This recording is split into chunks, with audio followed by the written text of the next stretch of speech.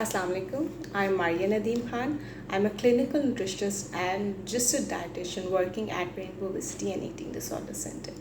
Today we are going to discuss the impact of white sugars in our daily life and what are its side effects. When everyone is talking about COVID-19, immune boosting diet and immune system, तो I was thinking कि क्यों ना आप लोगों की तवज्जो एक ऐसे एलिमेंट की तरफ दिलवाई जाए जो कि ना सिर्फ हमारे बॉडी में स्लो पॉइजन कर रहा होता है बल्कि हमारे इम्यून सिस्टम को भी डैमेज करता है। और वो एलिमेंट है वाइट शुगर यानी कि सफ़ेद चीनी। ये सफ़ेद चीनी हम अपनी डाइट में दो तरह से ले रहे होते हैं, एक अनहिडन वेज होते हैं और एक हिडन वेज होते हैं। अनहिडन वेज वो होते हैं जिसमें आपको आइडिया होता है कि आप अपने फूड में कितनी चीनी ले रहे हैं, जैसे चाय में, कॉफ़ी में, फ्रूट चाट में, फ्रूट स्लशेस में, मिल्क शेक्स में चीनी डाल रहे होते हैं, तो यू हैव एन आइडिया कि आप कितनी चीनी इस्तेमाल कर रहे हैं। हिडन वेज में वो शुगर आ जाती है जिसमें you don't have any idea कि आपकी डाइट में, आपके फूड प्रोडक्ट में कितनी चीनी शामिल है। उसमें bakeries, confectionery items, soft drinks, chocolates, candies, concentrated amount of sugar आ जाती है। अब सवाल ये पैदा होता है कि how it is affecting our immune system. जैसे कि हम जानते हैं कि वाइट शुगर जो है वो हाईली प्रोसेस्ड फूड है, तो हाईली प्रोसेस्ड फूड जो है जब हम लेंगे तो उतने ही वो बॉडी में इन्फ्लेमेशन करेगा, और जितनी बॉडी में इन्फ्लेमेशन होगी हमारा इम्यून सिस्टम उतना कमज़ोर होता जाएगा। ठीक है, इम्यून सिस्टम जब कमज़ोर होगा तो बहुत सारी ऑटो इम्यून डिजीज़ जो है वो हमें हो सकती है, जिसमें बहुत सारे आर्थराइटिस भी आते हैं, डायबिटीज़ भी आती हैं और बहुत सारी और डिजीज़ भी आती हैं। अब ये शुगर इनटेक जैसे जैसे ज़्यादा होगी तो हमारा वज़न भी बढ़ेगा और हम ओबीस होते जाएंगे। ठीक है, और साथ साथ हमें बहुत सारी क्रोनिक डिजीज़ का रिस्क भी बढ़ जाएगा, जिसमें डायबिटीज़ फॉलो होता है। ठीक है, अगर आपकी डायबिटीज़ फैमिली में है तो आपका और रिस्क ज़्यादा बढ़ जाएगा। डायबिटीज़ के अलावा बहुत सारी स्टडीज़ ने हमें बताया कि high sugar consumption leads to high triglycerides level, और ये ट्राइग्लिसराइड्स लेवल हमें हार्ट डिजीज़ की तरफ लेके जाते हैं।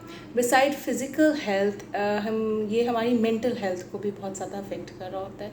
बहुत सारी लेटेस्ट स्टडीज़ हमें बता रही हैं कि हाई शुगर कंजम्पशन लेवल जो है हमारे न्यूरोट्रांसमीटर लेवल्स को डिस्टर्ब कर देता है, जिसकी वजह से एंजाइटी, स्ट्रेस और डिप्रेशन जो है उसका रिस्क भी बढ़ जाता है। बच्चों में अगर हम बात करें तो आजकल आप देख रहे होंगे हाइपर एक्टिविटी लेवल्स बहुत बढ़ गए हैं, बच्चे टिक के नहीं बैठ रहे हैं, बच्चों में ज़िद बहुत आ चुकी है, उनमें चिड़चिड़ापन बहुत ज़्यादा आ चुका है। इसका ताल्लुक भी उनके न्यूरोट्रांसमीटर लेवल से है। और अगर हम उनकी डाइट में वाइट शुगर इंटेक को रिस्ट्रिक्ट कर देंगे और रिड्यूस कर देंगे तो उनके ये हाइपर एक्टिविटी लेवल्स और ये बिहेवियर प्रॉब्लम्स में भी बेहतरी आना शुरू हो जाती है। इस पूरी डिस्कशन का हरगिज़ ये मतलब नहीं है कि आज से आप फीकी चाय पीना शुरू कर दें। There are many healthy alternatives as well, जिसमें हनी यानी कि शहद, गुड़, शक्कर भी आता है। और ये वो हैं जो इतने प्रोसेस नहीं है जितनी कि सफ़ेद चीनी होती है, तो ये आप अपने खानों में इस्तेमाल कर सकते हैं। लेकिन अगर आप कैलोरीज़ की बात करें तो आप ये ना समझें कि इसमें कैलोरीज़ नहीं आपके पास जाएंगी। अगर 1 टीस्पून शुगर में 20 कैलोरीज़ हैं तो हनी 1 टीस्पून में भी 20 कैलोरीज ही आपको मिलेंगी, और गुड़, शक्कर, पीसी हुई में भी आपको 20 कैलोरीज मिलेंगी। और अगर जो लोग मीठा भी लेना चाहते हैं और कैलोरीज भी ना हों तो उनके लिए प्लांट शुगर जो है इज़ द सेफेस्ट वन। अब जो है ये जब हमने सारे हेल्दी ऑल्टरनेटिव्स की बात करी, I just want to request कि आप लोग अपने न्यूट्रिशन लेबल्स भी पढ़ा करें।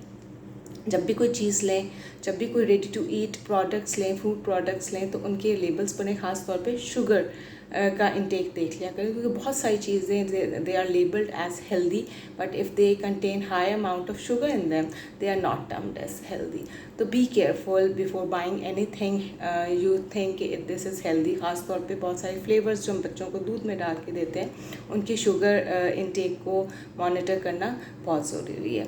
Plus lastly I just want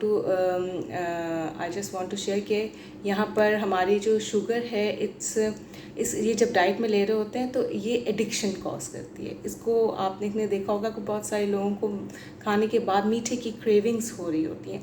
तो ये क्रेविंग्स एकदम से नहीं आती, ये ग्रेजुअली आपकी बॉडी के सिग्नल्स होते हैं। आपने बॉडी को आदत डाल दी है एक चीज़ लेने की, उसकी एडिक्शन हो चुकी है, तो तब आप क्रेविंग्स कर रहे होते हो।